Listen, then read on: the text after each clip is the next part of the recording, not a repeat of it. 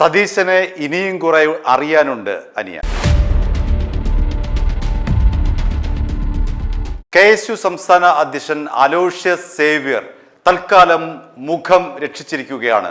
അദ്ദേഹം കഴിഞ്ഞ ഏതാനും ദിവസങ്ങളായി VD സതീശന്റെ ഒരു അപ്പോയിന്റ്മെന്റിന് പുറകെ നടക്കുകയാണ്. എന്നാൽ മുഖ്യമന്ത്രി അലോഷ്യസ് സേവ്യറിനെ തിരിഞ്ഞു പോലും നോക്കുന്നില്ല.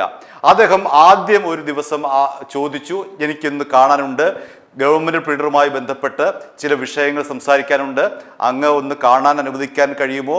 ഇല്ല എന്നായിരുന്നു സതീശന്റെ മറുപടി. കാരണം അന്ന് തിരുവോണം ബെമ്പർ ഉദ്ഘാടനം പുറത്തിറക്കുന്ന ദിവസമായിരുന്നു. അദ്ദേഹത്തിന് അന്ന് കൊല്ലത്തൊരു പരിപാടി ഉണ്ടായിരുന്നു. അതുകൊണ്ട് അലോഷ്യസ് സേവ്യറിനെ അദ്ദേഹം ക്ലീനായിട്ട് നൈസായിട്ട് ഒഴിവാക്കി. അപ്പം എന്നിട്ടും അലോഷ്യസ് സേവ്യർ വിട്ടില്ല. അലോഷ്യസ് സേവ്യർ മുഖ്യമന്ത്രി തേവര സേക്രഡ് ഹാർട്ട് കോളേജിൽ ഒരു പരിപാടിക്ക് ചെന്നപ്പോൾ പുറകെ പോയി. അവിടെ ചെന്നിട്ടും VD സതീശൻ അലോഷ്യസ് സേവ്യറിനെ മൈൻഡ് ചെയ്തില്ല. ഇന്നിതാ വീണ്ടും VD സതീശന്റെ അടുക്കൽ വന്ന് നിൽക്കുകയാണ് അലോഷ്യസ് സേവ്യർ. അങ്ങനെ VD സതീശന് ഏതാനും നിമിഷങ്ങൾ അനുവദിച്ചു. വരൂ, ഇരിക്കൂ, എന്താണ് അനിയ പറയാനുള്ളത്?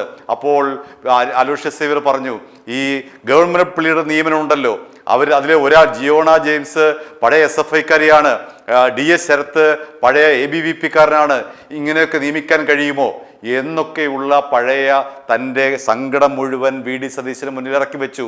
പക്ഷേ VD സതീശൻ ആരാമോൻ, അദ്ദേഹം പറഞ്ഞു എല്ലാം വഴിയെ നടന്നോളും, അതുകൊണ്ട് മോനിപ്പ പൊക്കോ, കൊച്ചിയെറുക്ക, കളത്തിൽ പോയി കളിക്കുക എന്നുള്ള നിലപാടാണ് VD സതീശൻ ഇന്ന് എടുത്തതെന്ന് നമുക്ക് പറയാൻ കഴിയും. കാരണം അത് അലോഷ്യസ് സേവ്യറിന്റെ വാക്കുകൾ കേട്ടാൽ നമുക്ക് ശ്രദ്ധിക്കാൻ കഴിയും.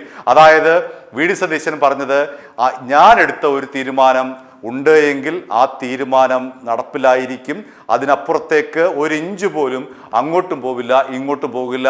ജിയോണ ജെയിംസ് ആയിരിക്കും ഗവൺമെന്റ് പ്ലീഡർ, DS ശരത്തായിരിക്കും ഗവൺമെന്റ് പ്ലീഡർ, അതിനപ്പുറത്തേക്കുള്ള ചരിത്രവും മറ്റൊന്നും എന്നോട് വേണ്ട എന്ന നിലപാടിലേക്ക് VD സതീശൻ ഉറച്ചു നിന്നു.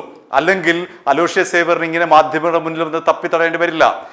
ഏതാനും ദിവസങ്ങളായി കോൺഗ്രസിനകത്ത് ഈ ഗവൺമെന്റ് പ്ലീഡർ നിയമനവുമായി ബന്ധപ്പെട്ട് KSU സംസ്ഥാന അധ്യക്ഷൻ അലോഷ്യസ് സേവ്യർ ഉയർത്തിവിട്ട ഈ വിഷയം ആളിക്കത്തുകയായിരുന്നു. മുതിർന്ന നേതാക്കളായുള്ള KC വേണുഗോപാൽ, VM സുധീരൻ, ആഭ്യന്തരമന്ത്രി രമേശ് ചെന്നിത്തല തുടങ്ങിയവർ ഏറ്റെടുത്തൊരു വിഷയമാണ്. ഗവൺമെന്റ് പ്ലീഡർ നിയമനത്തിൽ KSUക്കാർ പറയുന്നത് അംഗീകരിക്കാനാവില്ല എന്നായിരുന്നു VD സതീശൻ വളരെ സ്പഷ്ടമായി വാർത്താ സമ്മേളനത്തിൽ പറഞ്ഞത്.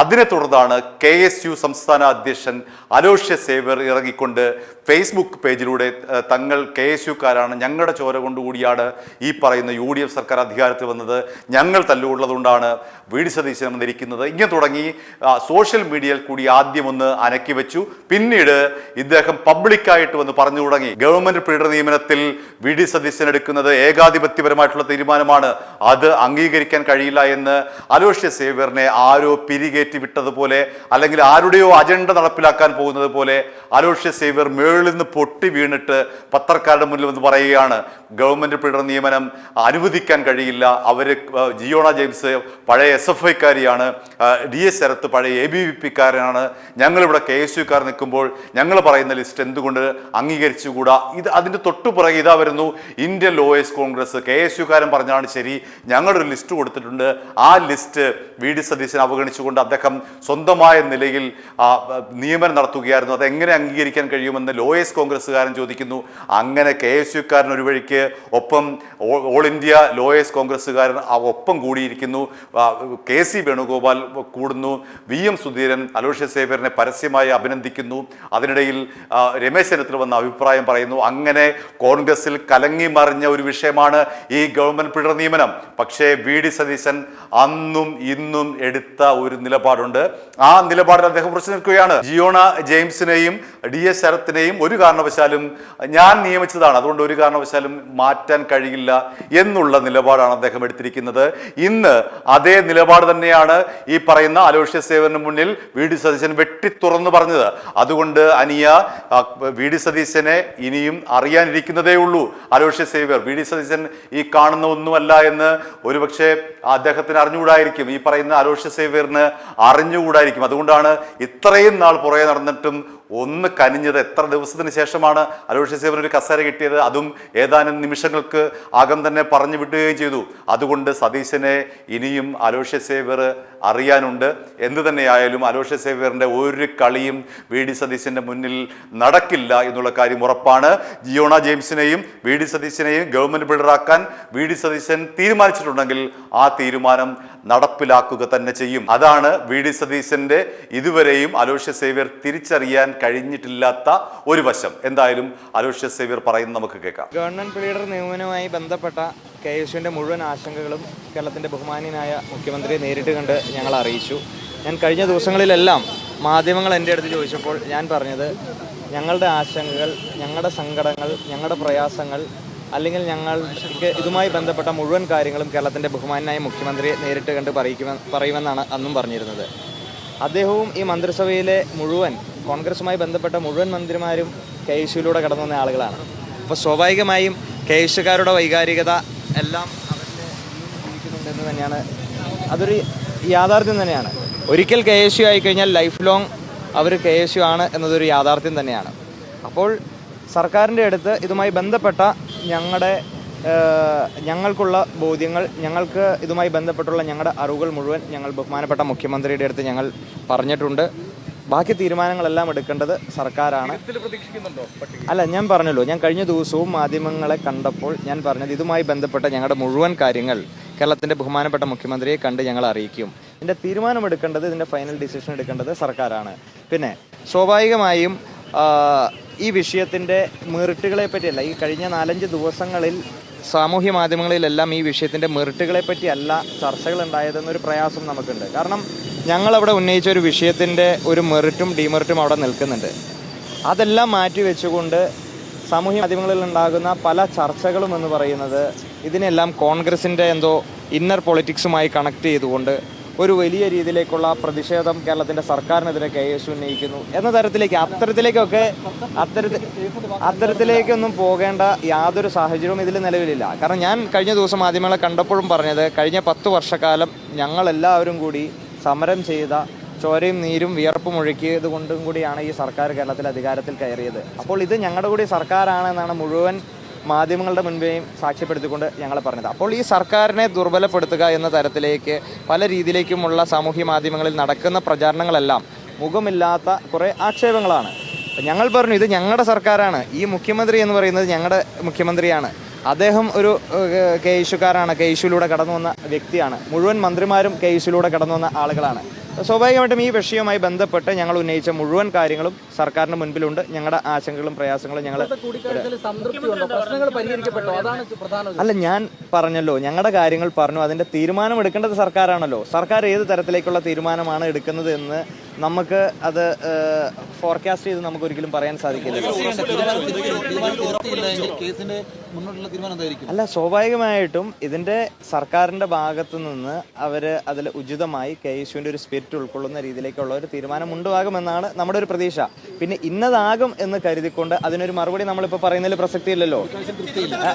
തൃപ്തിയില്ല എന്ന് ഞാൻ പറഞ്ഞോ? എൻ്റെ വരികൾക്കിടയിൽ എവിടെയെങ്കിലും തൃപ്തിയില്ല എന്ന് പറഞ്ഞോ? ഞങ്ങൾക്ക് പറയാനുള്ള മുഴുവൻ കാര്യങ്ങളും ക്ഷമാപൂർവം കേരളത്തിൻ്റെ ബഹുമാനപ്പെട്ട മുഖ്യമന്ത്രി കേട്ടു. അത് കേൾക്കുക അദ്ദേഹത്തിന് സ്വാഭാവികമായും അദ്ദേഹത്തിൻ്റെ ഒരു KSUക്കാരൻ എന്നുള്ളൊരു സ്പിരിറ്റ് കൊണ്ടാണല്ലോ സ്വാഭാവികമായിട്ടും അദ്ദേഹം ക്ഷമാപൂർവ്വം ഞങ്ങളുടെ പ്രയാസങ്ങളെയും എല്ലാം അദ്ദേഹം കേട്ടത്. അപ്പോൾ ഇതിൽ ബാക്കി തീരുമാനങ്ങൾ, ബാക്കി എന്താണ് അതിൻ്റെ ഇത് എന്ന് സർക്കാർ